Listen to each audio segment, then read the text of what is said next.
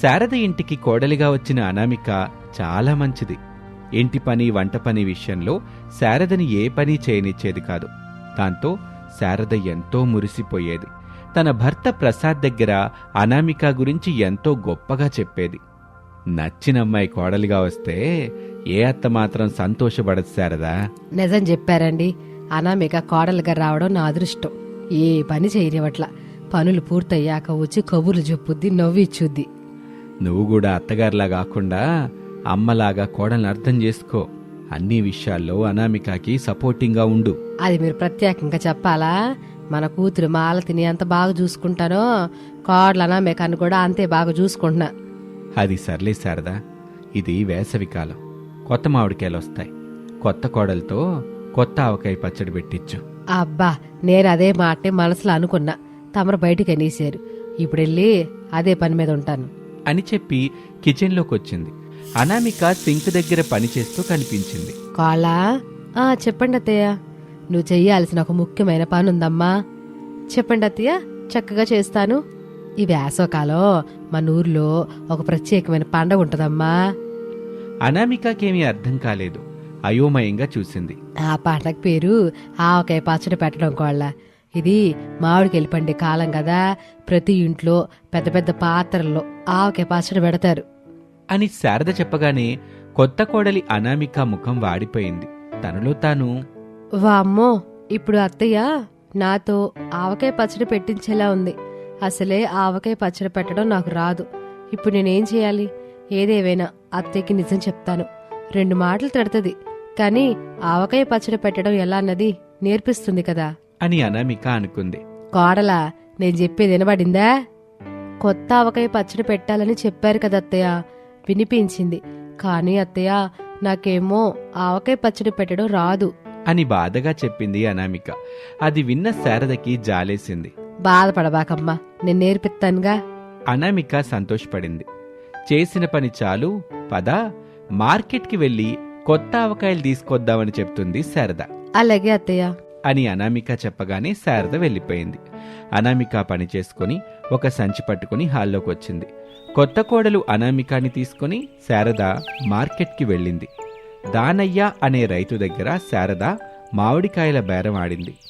దానయ్య రైతు బాధపడ్డాడు. అది అనామికకి నచ్చలేదు. అత్తయ్య, మరీ అంత తక్కువకి బేరం ఆడితే ఎలా చెప్పండి? కాయలు తీసుకొచ్చినా ఆటో డబ్బులు కూడా రావని అతను చెప్తున్నాడు కదా. ఆ మాటకి శారద మౌనంగా ఉంది. అన్నదాత కష్టాన్ని దోచుకోవద్దత్తయ్య.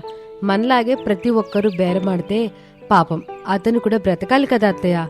అతనికి కూడా భార్య బిడ్డలుంటారు. వాళ్ళు మనల్ని తిట్టుకోకూడదు అత్తయ్య అని చెప్పింది. తన మాటకి ఎదురు చెబుతున్న కోడలి మీద శారదకి కోపం రాలేదు. ఆలోచించటం మొదలుపెట్టింది. అనామిక చెప్పింది కూడా నిజమే కదా అని శారదకి అర్థమైంది. సర్లే పెద్దయ్య, నువ్వు చెప్పిన ధరకే ఇయ్యి. నా కోడలో నాకు సత్యాన్ని చూపించింది అని శారద చెప్పగానే దానయ్య ఎంతో ఆనందపడ్డాడు. తాజా పచ్చడి మామిడికాయలనిచ్చాడు. అత్తాకోడళ్ళు ఇంటికొచ్చారు. వాటిని శుభ్రంగా కడిగి తుడిచారు. తరువాత పెద్ద కత్తితో ముక్కలు కోశారు. ఆ ముక్కల్లో ఆవాలు, మిరపపొడి, ఉప్పు, నూనె అన్నీ కలిపి పెద్ద జాడీలో వేశారు. శారద ఎంతో జాగ్రత్తగా చేస్తూ అనామికకి ప్రతి విషయం వివరంగా చెప్పింది. కోళ్ళ, మామిడికాయలు తల్లి లేకుండా ఉండాలి, లేదంటే పచ్చడి పాడవుద్ది. అలాగే అత్తయ్య, ఉప్పు, మిరప్పొడి సరైన మోతాదులో ఉండాలి అని వివరంగా చెప్పింది. అనామిక చాలా ఆసక్తిగా చూస్తూ ఉంది. కానీ ఆమెకు అన్నీ కొత్తగా అనిపించాయి. ఇక పనైపోయాక శారద ఇలా చెప్పింది. ఇప్పుడు ఈ జాడీని 2 రోజుల పాటు ఎవరో తాకకూడదు. తర్వాత కలుపుకొని తిందాం. అలాగే అత్తయ్య. అత్తాకోడలు కలిసి కొత్త ఆవకాయ పచ్చడి పెట్టిన జాడీని కిచెన్లో ఒక మూలన పెట్టారు. కానీ అనామికకి ఆవకాయ మీద చాలా ఆసక్తి. ఎలా ఉంటుందో అని ఆలోచిస్తూ ఉండేది. కొత్తింట్లో అందరికీ బాగా నచ్చాలని కూడా ఆమె కోరుకుంది. 2వ రోజు మధ్యాహ్నం అందరూ తమ తమ పనులతో బయటకు వెళ్లారు. ఇంట్లో అనామిక ఒక్కతే ఉంది. జాడీలో ఉన్న ఆవకాయ మీద తనకి ఆసక్తి పెరిగింది. అత్తయ్య వచ్చేవరకు పచ్చడిని చూడకుండా ఉండడం నా వల్ల కాదు. అయినా ఒక్కసారి చూసినంత మాత్రాన ఏమవుతుంది? ఏం కాదు. నేను చూసిన విషయం కూడా ఎవరికీ తెలీదు అనుకుని అనామిక ఆవకాయ పచ్చడి జాడీ దగ్గరకు వెళ్లి మూత తీసింది. లోపల ఎర్రగా మెరిసే ఆవకాయ కనిపించింది. అనామికకి భలే సంతోషమేసింది. అబ్బా, కొత్త ఆవకాయ పచ్చడి చూడ్డానికి భలే ఉంది.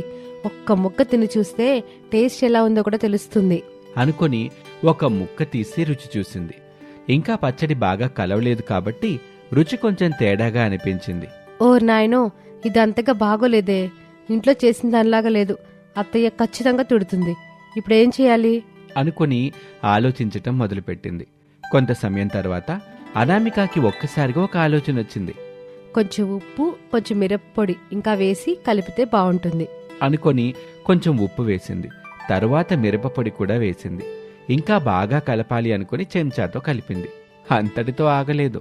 కొంచెం నూనె కూడా పోస్తే బాగుంటుందేమో అనుకుని నూనె కూడా వేసింది.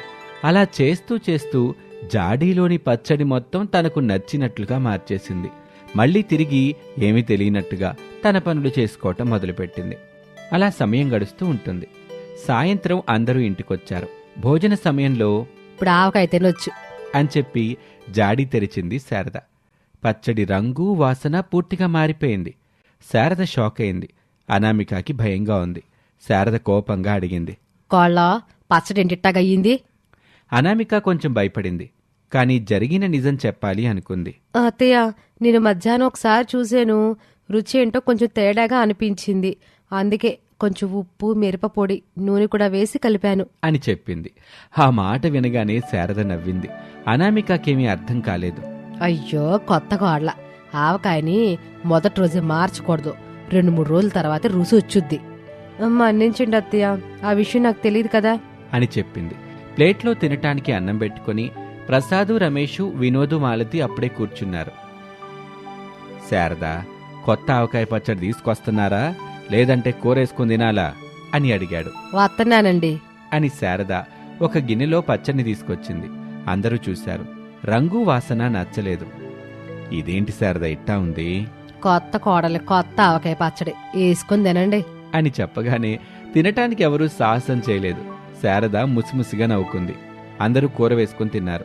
అప్పుడు అనామికకి ఏ పనైనా తొందరపడి చేయకూడదు, అత్తగారు చెప్పింది వినాలి, ముందే తనకు నచ్చినట్టుగా చేయకూడదు, పూర్తిగా నేర్చుకోవాలి అని తెలుసుకుంది. అలా నెలలు గడుస్తూ ఉంటాయి. మళ్లీ కొత్త సంవత్సరం వచ్చింది. ఈసారి కొత్త మామిడికాయలు వచ్చాయి.